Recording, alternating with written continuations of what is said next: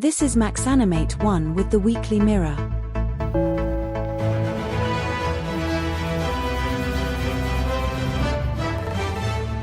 Good afternoon, and welcome to the Weekly Mirror, your trusted source engaging stories and a comprehensive overview of the week's most important events in 15 minutes. We start off with Monday's headline. Ukraine's President Volodymyr Zelensky has met key European allies as he faces US pressure to reach a swift peace deal with Russia. In London, Zelensky held talks with Prime Minister Sir Keir Starmer, French President Emmanuel Macron, and German Chancellor Friedrich Merz, all of whom expressed their unwavering support for Ukraine during these challenging times. The discussions centered on the urgent need for a cohesive strategy to address the ongoing conflict, as well as the humanitarian crisis that has unfolded as a result of the war. Zelensky emphasized the importance of a united front among European nations, highlighting that a fragmented response could embolden Russia and prolong the suffering of civilians caught in the crossfire. The leaders deliberated on potential diplomatic avenues, weighing the effectiveness of sanctions against Russia with the necessity of providing military aid to bolster Ukraine's defense capabilities. As the dialogue unfolded, Zelensky urged his counterparts to consider not only the immediate ramifications of a peace deal but also the long-term stability of the region, advocating for guarantees that would prevent any resurgence of hostilities. Each leader shared their perspectives on balancing national interests with the collective security of Europe, recognizing that the outcome of their negotiations could shape the geopolitical landscape for years to come.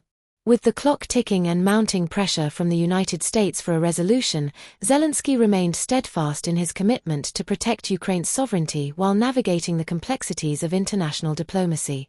As the meeting concluded, the leaders pledged to continue their discussions and work collaboratively towards a sustainable peace, aware that the path ahead would require both courage and compromise. Moving on to Tuesday's headline, President Donald Trump's ban on issuing new wind energy permits has been ruled unlawful by a U.S. court, a decision that could have significant implications for the future of renewable energy development in the country. The ruling comes in response to a controversial executive order signed by the president in January, which effectively froze federal approval of both pending offshore and onshore wind permits.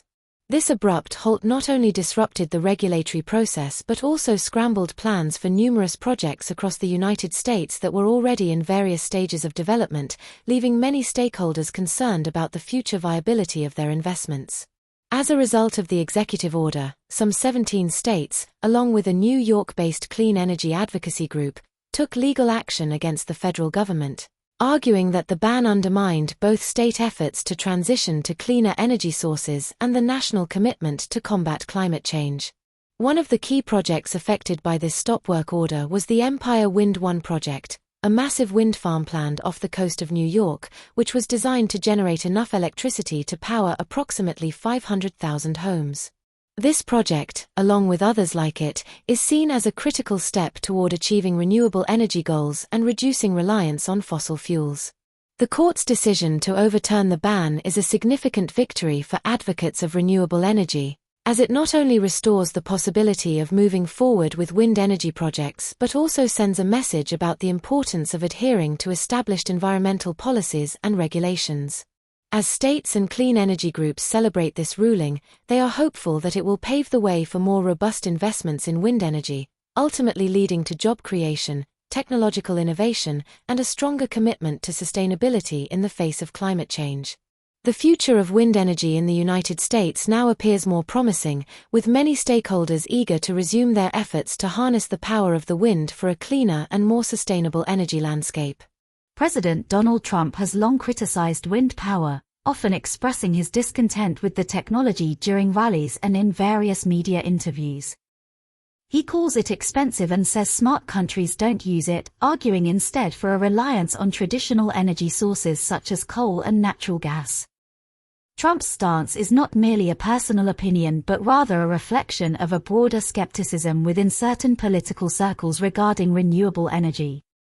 He has made claims containing false and misleading information, such as asserting that wind turbines cause significant environmental harm or that they contribute to power outages, assertions that have been widely debunked by experts in the field. Furthermore, Trump's rhetoric often overlooks the advancements in wind energy technology that have significantly reduced costs and increased efficiency over the past decade. As countries around the world invest heavily in renewable energy to combat climate change and promote sustainability, Trump's comments raise questions about the future of energy policy in the United States and the potential consequences of dismissing alternative energy solutions.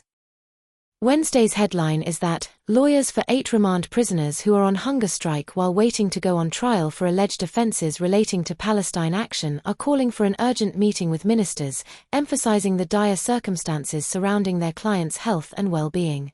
The lawyers argue that the ongoing hunger strike, which has already lasted several weeks, poses serious risks to the prisoners' physical condition and mental health, and they are urging government officials to intervene promptly. They contend that the legal proceedings have been unnecessarily delayed, leading not only to prolonged detention but also to growing anxiety and distress among the families of the accused. In their request for a meeting, the lawyers stress the importance of addressing the broader issues of justice, human rights, and the treatment of political activists within the legal system. They believe that dialogue with ministers is essential to ensure that the rights of these individuals are upheld, and they are seeking assurances that their clients will receive adequate medical attention throughout this critical period.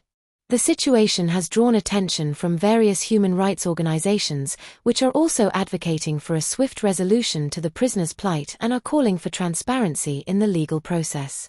Moving on to Thursday's headline, women are rallying behind Oscar-winning actor Catherine Zeta-Jones after she faced criticism on social media over her looks at a recent red carpet event, igniting a wider conversation about the unrealistic beauty standards imposed on women in the public eye.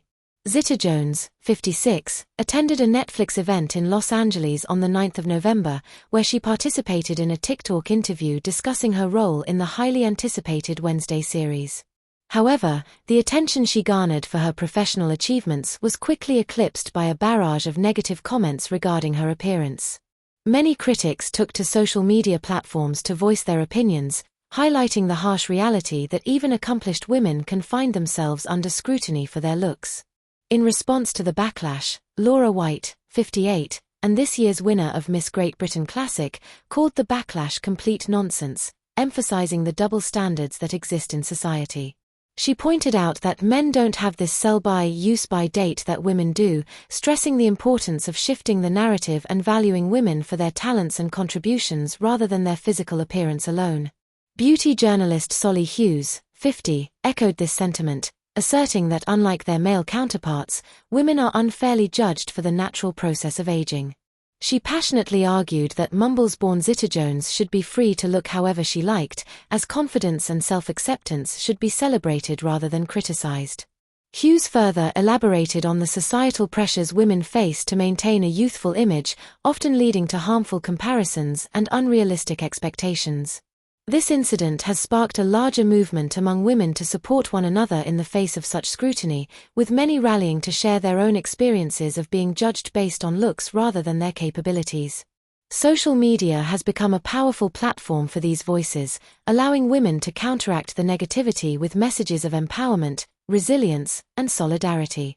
As more women join the conversation, it is clear that the tide is turning, and the focus is shifting towards embracing authenticity and celebrating the beauty of aging gracefully.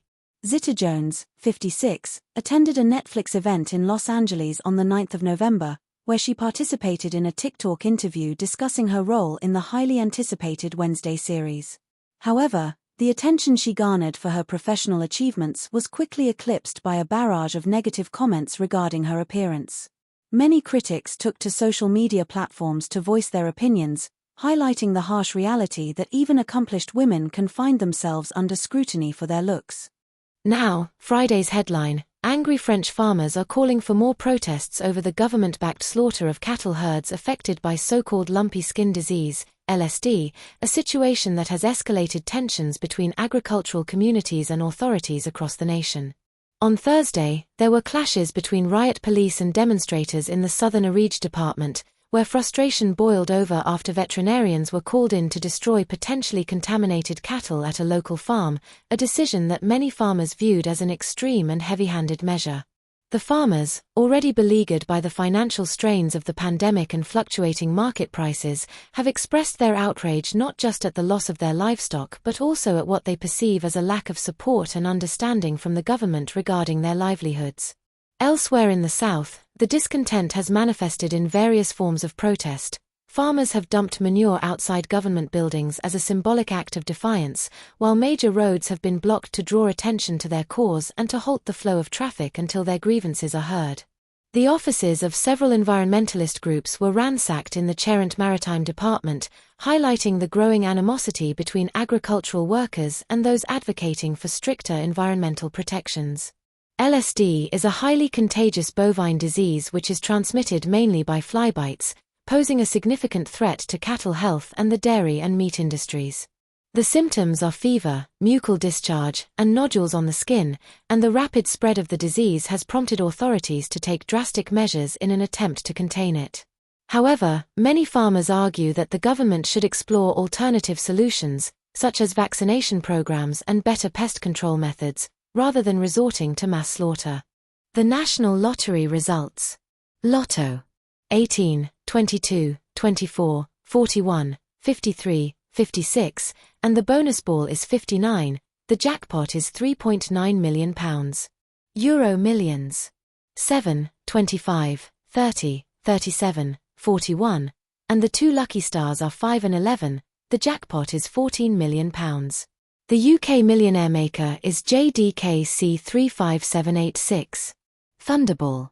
12, 19, 21, 29, 37, and the Thunderball is 9. You can check the official results on the National Lottery app or on the National Lottery website. And now the weather for the week ahead. Hello there. The mild southwesterly winds have been bringing more rain today across northern and western parts of the UK. We've got this amber rain warning still from the Met Office for Cumbria. That continues throughout much of tomorrow, by which time there could be as much as 200 millimetres of rain having fallen. We've got rain in other areas as well through this evening, and overnight, essentially two bands of rain merge into one, allowing the rain to push into England and Wales, but clear away from Scotland and Northern Ireland. Here temperatures will dip away to 4 or 5 degrees, quite a bit cooler than of late, but still very mild for England and Wales.